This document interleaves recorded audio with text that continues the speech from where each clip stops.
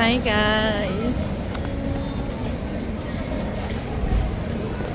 So today is Tuesday, is October 14, 2025. So dito lang ako sa city, nakaupo dito. Ayan. Upo ako dito sa bench. So gusto ko lang mag-vlog ng konti. Nadidinig niyo ba ako? Gusto kong lang mag-vlog ng konti dahil napaka-special ng araw ko today dahil hanggang ngayon ako speechless. Hi guys! So today is Tuesday, October 14, 2025. So nandito ako sa city. Nakaupo lang ako sa bench. Ayan. So, tambay lang tayo. So, hindi ko alam kung nadidinig nyo ako kasi nga gamit ko lang yung phone ko. Hindi ko dinala yung ating camera. Gusto ko lang i-vlog to today because today ay napaka-special ng araw na to sa akin, guys. Ayan, nandito tayo. May ako itaas ang ating phone kasi may mga tao. Diba? May mga nandito sila sa city. Ayan. So guys, gusto ko lang i-share today is my citizenship test. Ayan. So akala ko hindi naman kasi tayo hindi naman kasi tayo katalinuhan, 'di ba? Hindi naman tayo masyadong smart talaga. So thank you Lord. Ang ganda ng gift niya sa akin this month because birth month ko, kakatapos lang ating birthday. So yun ang pinag-pray ko kay Lord na makapasa tayo sa exam. So, ayun nakapasa tayo. Actually, nag-lodge ako ng ng ating citizenship test is June 27, I think. Yeah, 27 yun.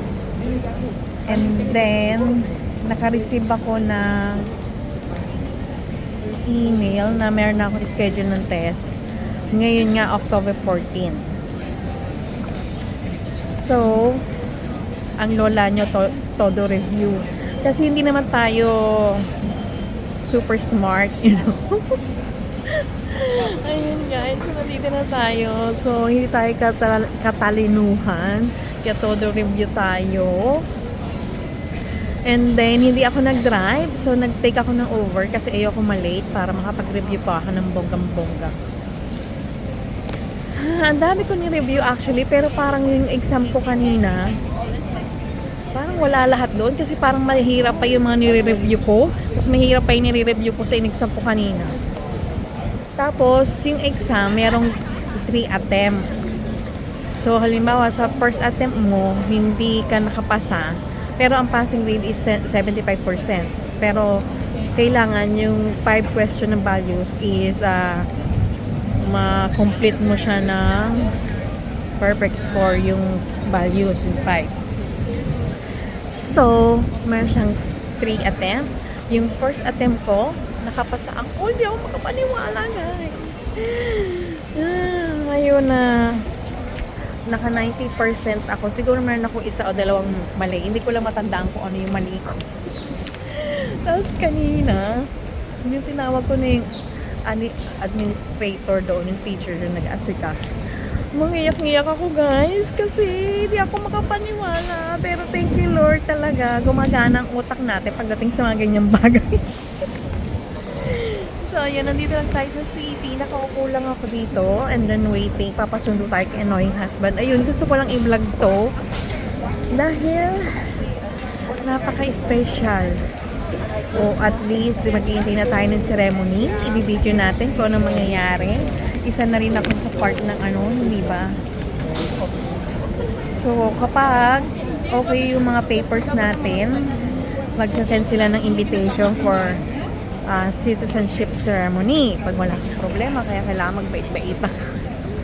Hindi, I mean, kailangan wala kang gagawin mga crime, o mga, yung kailangan sumunod ka sa law ng mga Australian government. Yan. So, yun guys. Ano pa ba? Actually, hanggang ngayon, hindi pa ako maka-move on. Hindi tayo maka-move doon, tapos nagpunta nga ako dito sa city, naglakad ako kasi talagang parang hindi pa ako, as in nakatulala pa ako kanina guys. Tapos hindi ako nakakaramdam ng gutom, pinilit ko lang kumain dahil nga baka mahilo ako. Ayun, so nag-ano lang ako, burger. Tapos ngayon, dito lang ako, lakad.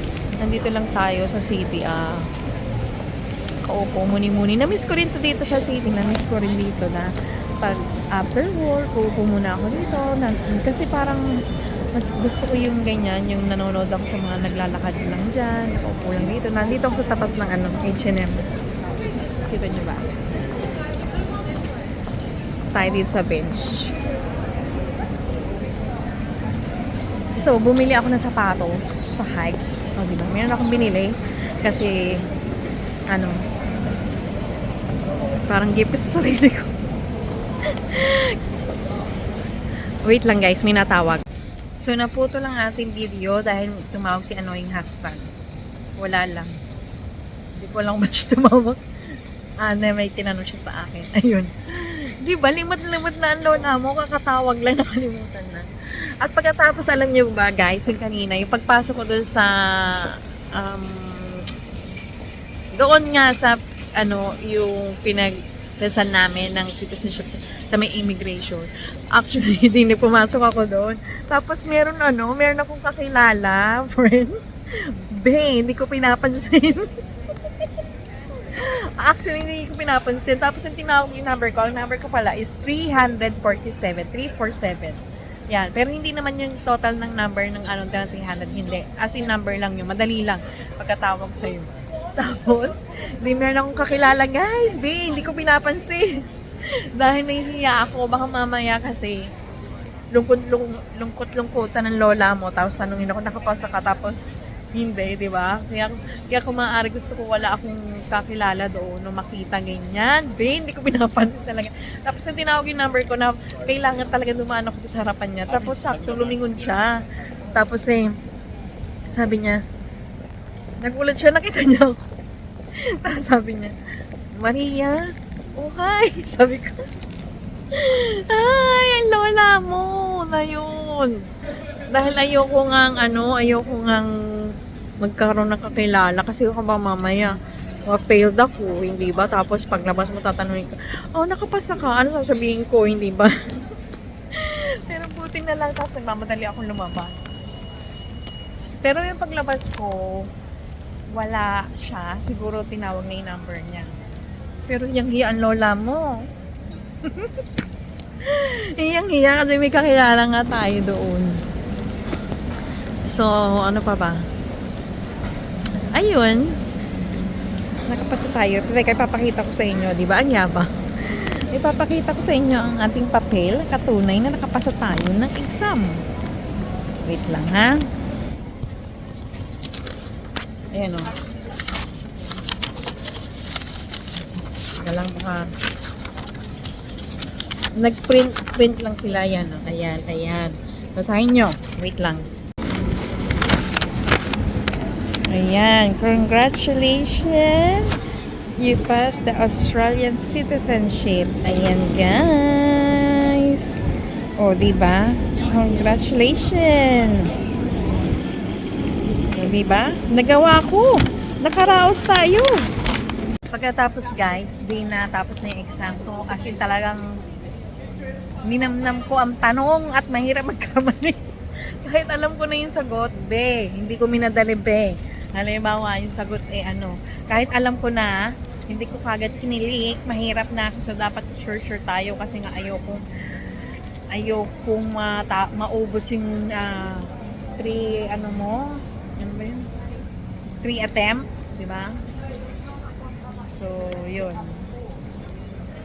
Ano pa ba? Tapos yun nga, no? Tapos nisubmit ko na. Hindi ko pa kagad sinasubmit kasi nga mamaya pag-submit ko, ma-surprise tayo ng bonggang-bongga. Buti na lang talaga yung nasa isip ko. Ibibigay sa akin to ni Lord pa-birthday niya.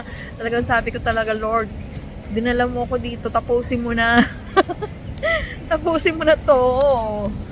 Ibigay mo na sa akin to. So, yun nga, pa-birthday sa akin ni Lord, ni Papa God. Love na love niya talaga ako. Nakapasa tayo ng citizenship. Yeah, kandabulan tayo. Ayun. And then, sabi ko, ni-submit ko na, tapos bigla, congratulations! Sabi ko, mangiyak-iyak ako, guys. Tapos sabi nung nag-ano doon, nag-assist. Sabi niya, ano nangyayari sa'yo? Sabi ko, nakapasa ako. Oo, nakapasa ka sa'yo. Ayun. So, yun lang. So, continuously sa ating mga pagbablog, guys. Meron na tayong time kasi ilang buwan tayong nagbisi-bisihan para mag-review.